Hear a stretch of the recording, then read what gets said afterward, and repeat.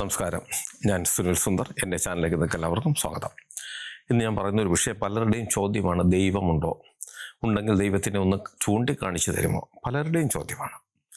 പക്ഷേ ദൈവമുണ്ട്.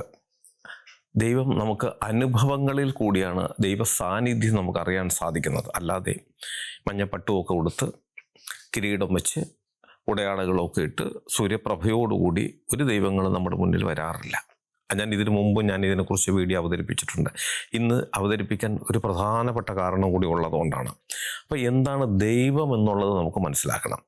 നമുക്ക് തരുന്ന നല്ല അനുഭവങ്ങൾ, ഇല്ലെങ്കിൽ നമ്മളൊരു തെറ്റ് ചെയ്താൽ തക്കതായിട്ടുള്ള ശിക്ഷ, അതാണ് ദൈവത്തിൻ്റെ മറുപടി, അല്ലെങ്കിൽ അതാണ് ദൈവത്തിൻ്റെ സാന്നിധ്യം. അതാണ് നമ്മൾ മനസ്സിലാക്കേണ്ടത്.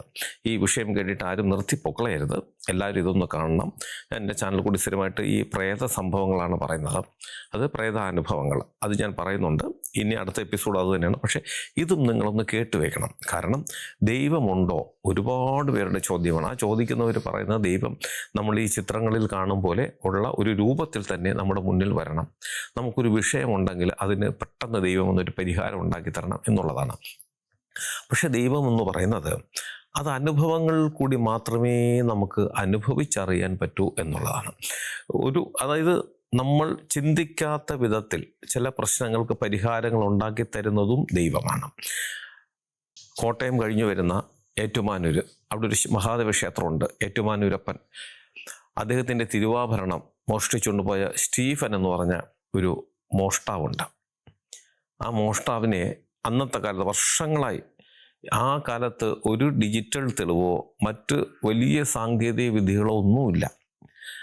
പ്രത്യക്ഷത്തിൽ കാണുന്ന ചില തെളിവുകളുടെ അടിസ്ഥാനത്തിൽ മാത്രമേ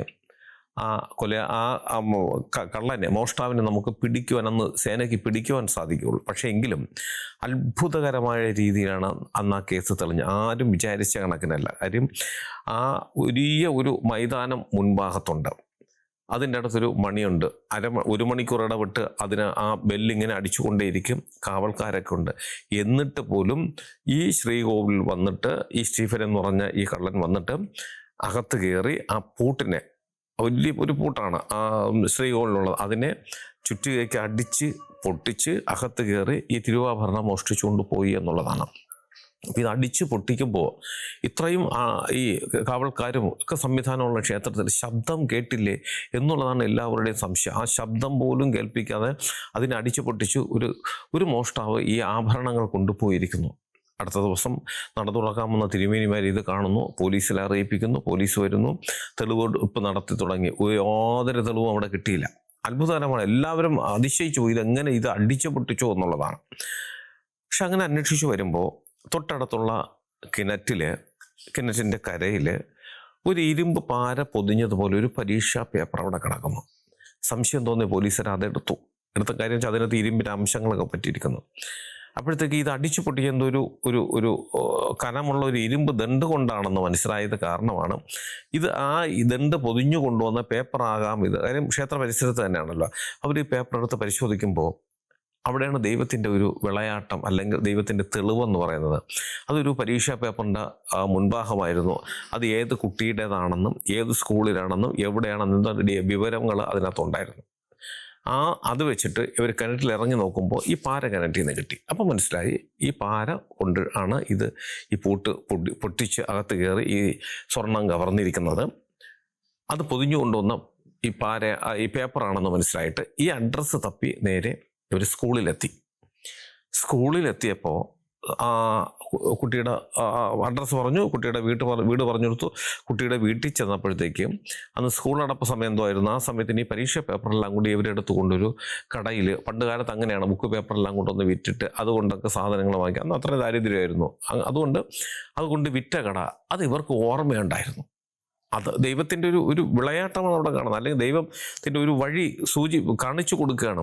അങ്ങനെ അവർ നേരെ ആ കടയിൽ ചെല്ലുന്നു. കടയിൽ ചെന്നപ്പോൾ ഈ പാര വാങ്ങിച്ചത് ആർക്കാണെന്നും ഈ പേപ്പറാണ് പൊതിഞ്ഞു കൊടുത്തത് എന്നുള്ള കാര്യവും ആ കടക്കാരൻ മറന്നിട്ടില്ല. കടക്കാരൻ മറന്നു, ഇങ്ങനൊരു സ്റ്റീഫൻ എന്ന് പറഞ്ഞ ഒരാൾക്കാണ് ഞാനിത് പൊതിഞ്ഞു കൊടുത്തതെന്ന് പറയുന്നുണ്ട്. അങ്ങനെ അയാളെ പോയി പിടിക്കുന്നു. കൃത്യമായി ഈ കേസ് തെളിയുന്നു. ഈ ക്ഷേത്രത്തിൽ 1/2 മണിക്കൂറോ 1 മണിക്കൂറോ വെച്ചിട്ട് ഈ സമയം അറിയിപ്പിക്കാൻ വേണ്ടി മണിയടിക്കും. ഈ ഓരോ മണിയടിക്കുന്ന സമയത്തുമാണ് ആ ശബ്ദം വളരെ വലിയ രീതിയിൽ കേട്ടുകൊണ്ടിരിക്കുന്ന ആ തുടക്കം തന്നെയാണ് ഇയാൾ ഈ പൂട്ടിലടിക്കുന്നത്. അങ്ങനെ 2-3 മണിക്കൂറോടാണ് ഇത് അടിച്ചു പൊട്ടിച്ചകത്ത് കയറിയത്. അപ്പം അത് ശരിക്കും പറഞ്ഞാൽ ദൈവത്തിൻ്റെ ഒരു കരങ്ങൾ ഈ കേസ് കണ്ടുപിടിക്കുന്നതിന് പിന്നിലുണ്ടായിരുന്നു എന്നുള്ളതാണ് തെളിയിക്കുന്നത്. അപ്പോൾ അതാണ് ദൈവം.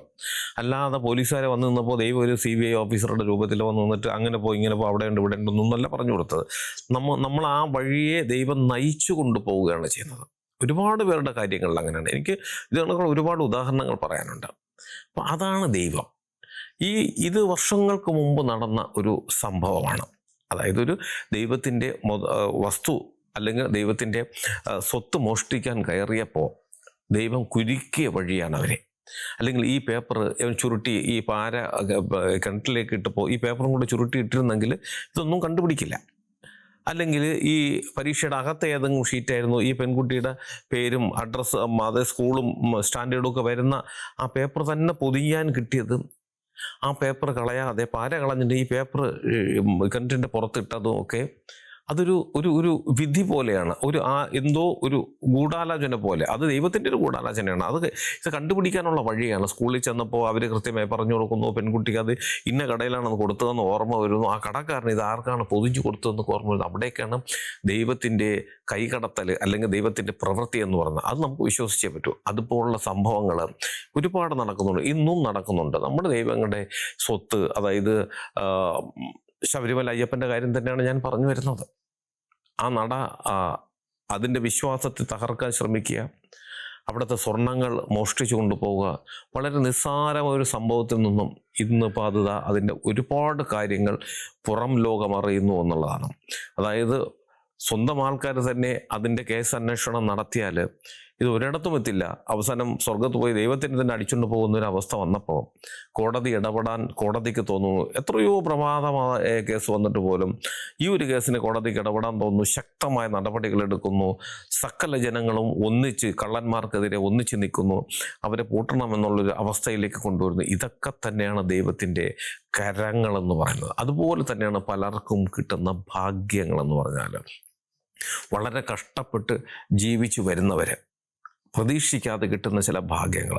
ഇപ്പോൾ ഒന്നും വേണ്ട, നമ്മുടെ ഈ ലോട്ടറി ടിക്കറ്റ് എടുക്കാം, നറുക്കെടുക്കുന്നത് ഈ പ്രാവശ്യം കിട്ടിയ 25 കോടി എന്തൊക്കെയാണ് ഓരോരുത്തർക്ക് കിട്ടുന്നത്. പക്ഷെ അതൊക്കെ കിട്ടുന്നത് ഭാഗ്യവാന്മാരാണ്. എത്രയോ പേരിൽ നിന്നുമൊക്കെയാണ് ഒരാളെ തിരഞ്ഞെടുക്കുന്നത്. അത് ഭാഗ്യം തന്നെയാണ്. അപ്പോൾ ഇതൊക്കെ സത്യസന്ധമായ തിരഞ്ഞെടുപ്പാണെന്ന് വെച്ചാൽ എനിക്കറിയില്ല. പക്ഷെ എൻ്റെ ജീവിതത്തിൽ ഇപ്പോൾ ഒരു തിരഞ്ഞെടുപ്പുണ്ടായി. ഭീമാ ജുവലറി ഇപ്പം കഴിഞ്ഞ ഓണം അത് സ്വർണം ആ സമയത്തിന് 1 മാസത്തിനുള്ള സ്വർണം എടുത്ത എല്ലാവരിൽ നിന്നും നറുക്കിട്ടെടുത്ത ഒരു സംഭവം. ഇത് കേരളത്തിനകത്തുള്ള ഒരു 30,000 പേരുടെ എന്തോ പേര് നറുക്കിട്ട് എടുത്തത് അത് ഞങ്ങൾക്ക് തന്നെയാണ് കിട്ടിയത്. അതും ഒരു ദൈവത്തിൻ്റെ ഒരു അത്ഭുതമാണ്. അവിടേക്കാണ് നമ്മൾ ദൈവം ഉണ്ടെന്ന് ചിന്തിച്ചു പോകുന്നത്. അതിനെക്കുറിച്ച് വിശദമായി തന്നെ ഞാനൊരു വീഡിയോ ചെയ്യാം. ആ വീഡിയോ നിങ്ങളെല്ലാവരും കേൾക്കണം. കാര്യം അത്ഭുതപ്പെടുത്തുന്ന ഒരു സംഭവമായിരുന്നു ആ നറുക്ക് എന്ന് പറഞ്ഞാൽ അത് കിട്ടിയതൊക്കെ. അപ്പം ഞാൻ പറഞ്ഞു, ദൈവമുണ്ടോ? ദൈവമുണ്ട്. നല്ലവനെ രക്ഷിക്കുവാനും കള്ളന്മാരെ ശിക്ഷിക്കുവാനും ദൈവം കൈക്കൊള്ളുന്ന ചില നടപടിക്രമങ്ങളുണ്ട്. ആ ക്രമത്തിൽ കൂടിയാണ് ദൈവമുണ്ട് എന്ന് നമുക്ക് മനസ്സിലാക്കാൻ പറ്റും. നമ്മളിപ്പോൾ ശ്വാസം കഴിക്കുന്നുണ്ട്, ഇത് നമുക്ക് കാണാൻ സാധിക്കുന്നില്ല. പക്ഷെ അന്തരീക്ഷത്തിൽ ശ്വാസം ഉള്ളത് കൊണ്ടാണ് നമ്മളത് ഉള്ളിലേക്ക് വലിച്ചെടുക്കുന്നതും നമ്മുടെ ജീവൻ നിലനിർത്തുന്നതും. അതുപോലെ തന്നെ നമുക്ക് കണ്ണിൽ കാണാൻ പറ്റുന്ന ഒരുപാട് രോഗാണുക്കളും ഉണ്ട്. നമുക്ക് ആവശ്യമായിട്ടുള്ള ഒരുപാട് ബാക്ടീരിയ, നമുക്ക് ആവശ്യമായിട്ടുള്ളത് തന്നെ ഒരുപാടെണ്ണം നമുക്ക് അന്തരീക്ഷത്തിൽ നമുക്ക് കാണാൻ സാധിക്കില്ല എന്നുള്ളതാണ്. അപ്പോൾ അതുപോലെ തന്നെയാണ് ദൈവത്തിൻ്റെ ശക്തി നമുക്ക് ഒരിക്കലും കാണാൻ സാധിക്കില്ല. ഞാൻ പലപ്പോഴും കണ്ടിട്ടുണ്ട്, ദൈവത്തിൻ്റെ രൂപത്തിൽ ഞാൻ പലരെയും കണ്ടിട്ടുണ്ട്. എൻ്റെ പല സുഹൃത്തുക്കളായും ഒരിക്കലും പരിചയമില്ലാത്തവരായും അങ്ങനെ പല രൂപത്തിൽ ഞാൻ കണ്ടിട്ടുണ്ട്. ഞാൻ ഇതിനു മുമ്പ് പറഞ്ഞിട്ടുള്ളതാണ്. ഞാനൊരു സാമ്പത്തികമായിട്ട് വളരെ താഴ്ന്നു നിന്ന ഒരു സമയത്തിന് അത്യാവശ്യം കുറച്ച് നല്ലൊരു എമൗണ്ട് എനിക്ക് വേണ്ടി വന്ന സമയത്തിന് ഞാൻ നമ്മുടെ തിരുവനന്തപുരത്തുള്ള ശാർക്കര അമ്പലത്തിൽ പോയി തൊഴുത് പ്രാർത്ഥിച്ച് ഈ കാര്യവും വളരെ വിഷമത്തോടുകൂടി അമ്മയോട് പറഞ്ഞു, എന്തെങ്കിലും ഒരു മാർഗം കാണിച്ചു തരണേ, എനിക്ക് 1-2 ദിവസമേ ഉള്ളൂ ഈ കാശ് കിട്ടണം എന്നുള്ളത്. വഴി കാണിച്ച് തിരിച്ചിറങ്ങിയപ്പോൾ ഒരു വയസ്സായൊരമ്മ അവിടെ ഒരു ലോട്ടറി ആയിട്ട് എൻ്റെ അടുത്ത് വന്ന് നിൽക്കുന്നു. ഞാൻ ആ പൈസ കൊടുത്ത് ലോട്ടറി എടുത്തു. കൃത്യം ഞാൻ ആഗ്രഹിച്ച തുക അടുത്ത ദിവസം എനിക്കതിൽ നിന്നും സമ്മാനമായി കിട്ടി. അതാണ് ദൈവം. അന്ന് ഞാൻ കണ്ട ദൈവം അതാണ്. അപ്പോൾ ദൈവമുണ്ട്. ദൈവം ഉണ്ടോ ഇല്ലയോ, പക്ഷേ വിശ്വസിക്കുന്നവരാണ് 99%. ഈ 1% കൊഴുപ്പ് കാരണം ദൈവം ഇല്ല എന്ന് വിശ്വസിപ്പിച്ചുകൊണ്ട്, അല്ലെങ്കിൽ അത് വിശ്വസിച്ചുകൊണ്ട് വിശ്വാസികളായ ഭൂരിപക്ഷം ആൾക്കാരെ പിന്തിരിപ്പിക്കാൻ ശ്രമിച്ചാൽ അവസാനം ശ്രമിക്കുക മാത്രമല്ല, അവർ ഈ വിശ്വാസികൾ കൊണ്ടുവച്ചിരിക്കുന്ന സമ്പത്തിനെ പോലും തട്ടിപ്പറിച്ച് കൊണ്ടുപോകുന്നൊരവസ്ഥ.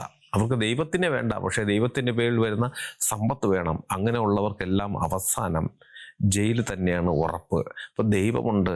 ദൈവത്തിനെ നമ്മൾ ഈ ചിത്രങ്ങളിൽ കാണുന്ന രൂപത്തിൽ, അല്ലെങ്കിൽ നമ്മൾ മനസ്സിൽ കണ്ട രൂപത്തിൽ ഒരിക്കലും ദൈവത്തിനെ കാണാൻ സാധിക്കില്ല. നമ്മളെ രക്ഷിക്കുവാനും ശിക്ഷിക്കുവാനും ദൈവം നമ്മുടെ മുന്നിൽ തന്നെ ഉണ്ട്.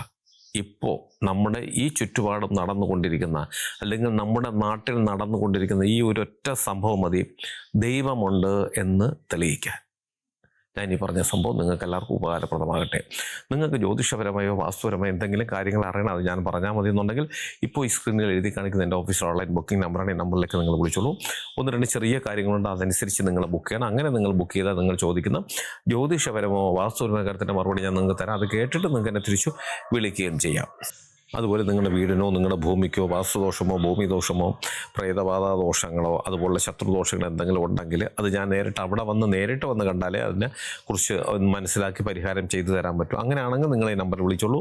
അതിന് ഏത് ജില്ലയിലാണെങ്കിലും മറ്റൊരു സ്റ്റേറ്റിലാണെങ്കിലും സമയക്രമം അനുസരിച്ച് ഞാൻ അവിടെ വന്ന് കണ്ട് അത് ഞാൻ പൂർണ്ണമായും മാറ്റിത്തരികയും ചെയ്യാം. അപ്പോൾ നിങ്ങൾക്ക് ഓൺലൈൻ വഴി അല്ലാതെ ജ്യോതിഷം അറിയാനുള്ള വഴിയുണ്ട്. അത് നേരിട്ട് വരാം. നിങ്ങൾക്ക് ചിലവർക്ക് അങ്ങനെയാണ്, നേരിട്ട് വന്നിരുന്ന കാര്യങ്ങൾ പൂർണ്ണമായും ചോദിച്ച് പറഞ്ഞ് മനസ്സിലാക്കിയാലേ അവർക്കത് തൃപ്തിയാകുകയുള്ളൂ. അത് ചില മനസ്സാണ്, അത് ആവശ്യം തന്നെയാണ്.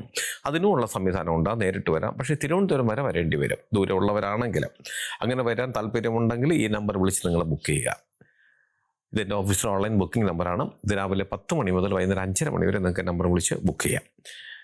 എൻ്റെ ചാനൽ സ്ഥിരമായിട്ടൊന്ന് കാണണം, സബ്സ്ക്രൈബ് ചെയ്യാനും എനിക്ക് വേണ്ടുന്ന എല്ലാവിധ പ്രോത്സാഹനങ്ങൾ തരികയും വേണം. നിങ്ങൾക്കും നിങ്ങളുടെ കുടുംബത്തിലെ ഓരോ അംഗത്തിനും എല്ലാവിധ ഐശ്വര്യങ്ങളും സന്തോഷവും സമാധാനവും ദീർഘായുസ്സും ഈശ്വരൻ തരട്ടെ ആത്മാർത്ഥമായി പ്രാർത്ഥിച്ചുകൊണ്ട് തൽക്കാലം നിർത്തുന്നു. അടുത്ത ഒരു വീഡിയോയുമായി കാണുന്നവരെല്ലാവർക്കും നന്ദി, നമസ്കാരം. ഇടയ്ക്ക് ഒരു കാര്യം പറഞ്ഞോട്ടെ. എൻ്റെ മൂത്ത മകള് ഒരു ബിസിനസ് തുടങ്ങിയിരിക്കുന്നത്, ഓൺലൈൻ ബിസിനസ്സാണ്. നിങ്ങൾ ആവശ്യപ്പെടുന്ന ഡിസൈനുള്ള തുണികൾ, സ്ത്രീകൾക്കും കുട്ടികൾക്കുമുള്ള തുണികൾ തയ്ച്ച് കൊറിയറിൽ അയച്ചു തരുന്ന ഒരു സംവിധാനമാണ്. കുറച്ച് വിപുലമായിട്ടാണ് ഞങ്ങൾ തുടങ്ങിയിട്ടുള്ളത്. ഈ കാണിക്കുന്ന ഈ സൈറ്റിൽ നിങ്ങൾ കയറി നോക്കുക. ഇതിനകത്ത് ഒരുപാട് മോഡലുകൾ കാണിച്ചിട്ടുണ്ട്. ഇഷ്ടപ്പെട്ടാൽ മാത്രം നിങ്ങൾ തീർച്ചയായിട്ടും ഓർഡർ തരണം. ഒരുപാട് പേര് ഞങ്ങൾക്ക് ഓർഡർ തരുന്നുണ്ട്. നിങ്ങളും ഇഷ്ടപ്പെട്ടാൽ തീർച്ചയായിട്ടും നിങ്ങൾ ഓർഡർ തന്ന് ഞങ്ങളെ സഹായിക്കണം. അത് കൊറിയറിൽ നിങ്ങളുടെ വീട്ടിലേക്ക് അയച്ചു തരും. വിശദമായിട്ടുള്ള വിവരങ്ങളൊക്കെ, അത് ഡിസൈനിനെ കുറിച്ചുള്ള സകല കാര്യങ്ങളും ഇതിനകത്തുണ്ട്. ഇഷ്ടപ്പെട്ടാൽ ഓർഡർ തന്ന് ഞങ്ങളെ സഹായിക്കുക.